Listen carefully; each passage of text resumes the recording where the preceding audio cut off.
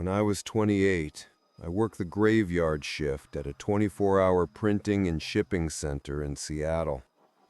It was the kind of job where you spend most of your time staring at the humming fluorescent lights or unjamming the self-service copiers for drunk college students. The hours were brutal. From 10 p.m. to 6 a.m., a time when the world felt both asleep and dangerously awake. I was in a state of perpetual jet lag, fueled by cheap coffee and the low, constant hum of machinery. That's when I first met Elias. It was a Tuesday night in November, the rain hammering against the glass front in a relentless torrent. The door chime rang, a jarring sound in the dead quiet, and he walked in. He looked to be in his late 50s, wearing a tweed jacket that had clearly seen better decades. Patches on the elbows were fraying, and it smelled faintly of mildew and old pipe tobacco. He was clutching a plastic grocery bag like it contained state secrets. He approached the counter with a wiry intensity that made me sit up straighter. He didn't say hello. He just reached into the bag and pulled out a crumpled fast food receipt. He said, "I need this enlarged," he whispered, his eyes darting toward the empty aisles behind him. 600%, high contrast. "And I need you to isolate the grease stains." I blinked. "The grease stains, sir?" He leaned in, his eyes wide and bloodshot. "They aren't stains, they're topography. It's a map of the subterranean grid. The frequency shifting starts at midnight, and I need to see the entry points." I should have refused, but it was 2 a.m., I was bored, and my manager's main rule was never turn down a paying customer. I figured he was harmless, just another eccentric the city night spat out. "Sure," I said, "it'll cost you $3. He paid in exact change and watched me work like a hawk. When I handed him the giant, grainy print of a burger wrapper, his face lit up with a look of pure reverence. "You have the eye," he said, nodding at me solemnly. "Most people just see trash. You see the data." He left without another word, clutching the printout to his chest. A week later, he was back. This time, he brought a stained napkin. "They're communicating through the absorption patterns," he explained, laying it on the counter as if it were a sacred text. "Enlarge the coffee ring. There's a message in the sediment." Against my better judgment, I did it. As I worked, he talked. He explained his theory. A shadow organization was using mundane objects, litter, receipts, stains, to pass coded messages that controlled the city's infrastructure. He saw himself as the only one who could decipher them. To get him to leave, I pointed to a random dark spot on the enlargement and said, "This looks like a number 3. His eyes widened. "Of course, the third quadrant. You're a natural kid. You're seeing the patterns, too." I had made a terrible mistake. I had confirmed his delusion. He left that night, convinced he had found a partner. His visits became a weekly ritual. Each time he brought a new piece of trash for me to scan. He started calling me his field analyst. I began to dread the sound of the door chime after midnight. The final visit was the worst. He came in shaking, his usual intensity replaced by a palpable fear. "They're close," he hissed, dropping a crushed soda can on the counter. "They know I've cracked the primary code. We have to work faster." He tried to come behind the counter, and I had to physically block his path, telling him to leave. He looked at me with genuine betrayal. "You're compromised," he whispered, then fled into the night. I quit 2 days later. About a month after that, my lease ended, and I moved into a basement studio in a neighborhood about 5 miles north. It was a quiet residential area, far from the chaotic energy of the university district. The apartment was small and damp, but it was a fortress of solitude. For the first time in months, I felt like I could breathe. I spent a week unpacking, sleeping at normal hours, enjoying the silence. Then I went to get the mail. Taped to the inside of my mailbox was a small, folded piece of paper. It was a photocopy of a coffee cup lid with an arrow drawn in red ink pointing to my apartment building. On the bottom, a single word was written: checkpoint. My blood ran cold. I scanned the street, the houses, the parked cars. Everything was still. I told myself it was a prank, a weird welcome to the neighborhood. But I knew. I knew who it was from. The next evening, I was hauling the last box of books from my trunk when I heard a familiar voice. Strategic relocation, very smart. My stomach dropped. I turned around. Elias was standing on the sidewalk, wearing the same mildewed tweed jacket. He was holding a clipboard and clicking a ballpoint pen repeatedly. "Elias?" I asked, my voice tight. "What are you doing here? How did you find me?" He smiled, a condescending little smirk. "The absorption patterns on the napkin pointed north-northwest. You followed the map I gave you.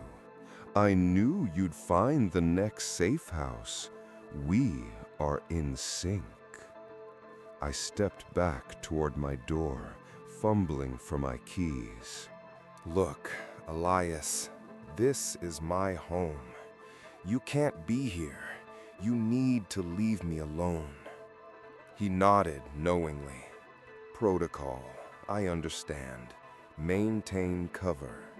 He winked, then turned and walked down the street, scribbling furiously on his clipboard. That night, I installed a new deadbolt and a security bar for the sliding window. The feeling of peace I'd had was gone, replaced by a familiar, gnawing dread.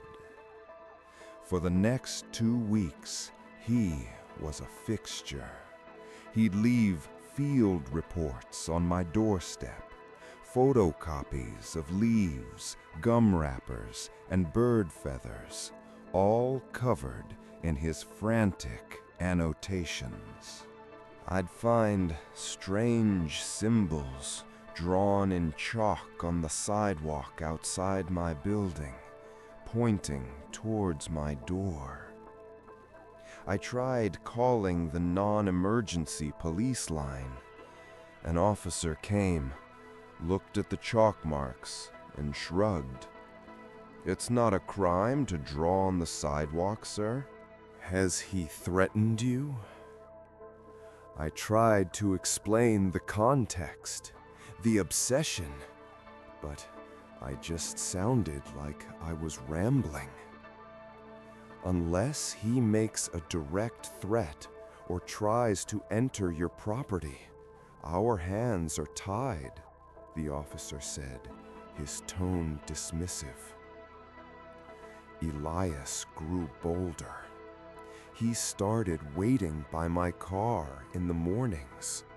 "The frequency is spiking," he'd whisper as I hurried past him. "They're rerouting the power grid. Keep the printer ready. We're going to need high-resolution schematics soon." One evening, I came home to find a small, boxy object on my doormat. It was a child's walkie-talkie, the antenna broken, the plastic casing cracked. "A direct line for secure communication only. They are monitoring the public channels." I threw it in a public trash can 2 blocks away, my hands shaking. The breaking point came on a Tuesday, exactly like the night we first met. A storm had rolled in, and the wind and rain lashed against my ground-level windows. The power had been flickering for an hour before it finally went out completely, plunging the apartment into blackness. I was sitting on my couch, using my phone as a flashlight, when I heard a scratching sound at the window. Scritch, scritch, pop. The sound of the window screen being pried off. I froze, my breath catching in my throat. I grabbed the heavy mag light from my kitchen drawer and crept to the hallway where I could see the living room window. A silhouette was there, blocking out the faint ambient light from the street. The window sash was sliding up, slowly, quietly. "It's time," a voice whispered into the room. "The storm is cover. The alignment is critical. I need to verify the coordinates." It was Elias. He wasn't breaking in to steal. He was breaking in to work. "Get out!" I screamed, my voice cracking. I flicked on the mag light, pinning him in the beam. Elias flinched, holding a hand up to shield his eyes. He was halfway through the window, one leg over the sill. "I need to verify the coordinates." It was Elias. He wasn't breaking in to steal. He was breaking in to work. "Get out!" I screamed, my voice cracking. I flicked on the mag light, pinning him in the beam. Elias flinched, holding a hand up to shield his eyes. He was halfway through the window, one leg over the sill. A deep, calm, slightly raspy male voice telling a scary true story. "Get out, or I swear to God I will hit you with this flashlight." He paused, looking at the flashlight, then at me. His face fell, a look of profound disappointment washing over him. "You've been compromised," he said sadly. "The static got to you. You're not receiving the signal anymore. You become a dead zone." "Go!" I yelled, stepping forward. He scrambled back out the window and disappeared into the storm.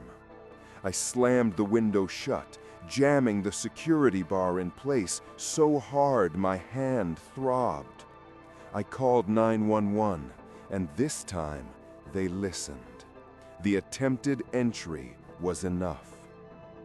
The police found him 3 blocks away. He was digging a hole in someone's front lawn with a gardening trowel, looking for heat signatures. His field office, a condemnable garage he'd been squatting in, was a hoarder's nightmare of paranoia. The walls were covered in papers, hundreds of them, receipts, flyers, bus schedules, all linked by a web of red yarn. In the center of the main wall was a massive, hand-drawn map of my neighborhood, and pinned to that map were photographs, dozens of them. Photos of me at the copy shop, taken from across the street. Photos of me carrying boxes into my new apartment. Photos of me walking to my car, getting groceries, taking out the trash. He had been tracking me for months, his obsession deepening with every piece of trash I'd scanned for him. I moved again a month later. I broke the lease and didn't leave a forwarding address. I got a job at a warehouse where I don't interact with customers. Elias was committed to a psychiatric facility.